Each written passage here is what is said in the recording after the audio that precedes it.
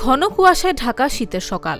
শহরের ব্যস্ততা শুরু হওয়ার আগে ফুটপাতের এক কোণে কাঁপতে কাঁপতে জেগে ওঠে অসহায় মানুষগুলো। কারো গায়ে নেই পর্যাপ্ত গরম কাপড়, কারো আবার নেই মাথায় গোজার ঠাঁই।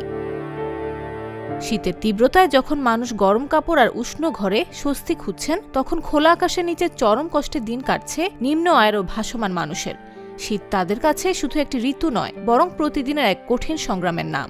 শীতে কাজ করা কষ্ট, 500, 400, 300, আবার একদিন 600, এর কোনো হিসাব নেই। এখনো মনে হয় 100 টাকা হচ্ছে না আমার, তাতে আমাদের চলাফেরার খুব কষ্ট হয়ে যাচ্ছে। বেশি কেন অর্ধেকে নেমে গেছে। আগে 3,000 থেকে 3,500 টাকা বেচতাম, 1,500, 2,000 কষ্ট। শীতের মাঝে উড়ন লাগে, গরুর দিকে তো বেশি গরুর বড় লোক হইলে কি শীতের মাঝে উঠলা বলে 10টা বাজে ঘুমোতে উঠলা বলে। শীতে সবচেয়ে বেশি ভোগান্তিতে পড়েছেন দিনমজুর, রিকশা চালক, পথশিশু ও ভাসমান মানুষেরা। কাজের সুযোগ কমে যাওয়ায় কমেছে আয়ও, ফলে শীত মোকাবেলা করার সামর্থ্য তাদের নেই। প্রচুর পরিমাণ লাগে, না আগুন তাইতাছি, কাম টাম নাই, কিছু নাই, ভাই চলতেছে। একদিন করলে 7 দিন করে জানাই দিত। ঠান্ডা জ্বর আছে, কাছটা বোঝা গেছে। শীতজনিত রোগেও বাড়ছে ভোগান্তি। সর্দি, কাশি, জ্বর ও নিউমোনিয়ায় আক্রান্ত হচ্ছে শিশু ও বৃদ্ধরা।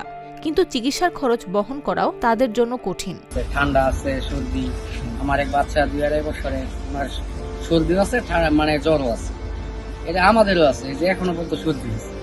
তারপরে মনে করেন যে গরিব মানুষ আপনি করতে হয় এটা জিনিস।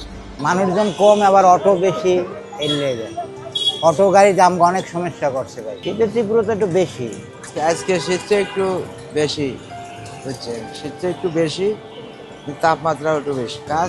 কাজ কম হচ্ছে। এই শীতের ভিতরে মানুষজন বাড়াইতেছে না। কাজ করতে বেশি কষ্ট হচ্ছে, হাতে সমস্যা, হাতে প্রবলেম, মাল ধরলে বোঝা যায় না হাতে আছে কি নাই, ঠান্ডা কি নাই এটাও বোঝা যায় না, এটা বুঝতে পারতেছি না। তীব্র শীতে ফুটপাতের মানুষগুলো মানবেতর জীবনযাপন করছে। সহায়তা ও চিকিৎসা নিশ্চিত না হলে শীতজনিত রোগে প্রাণ ঝুঁকি বাড়তে পারে। নিউজ ডেস্ক, জাগো নিউজ।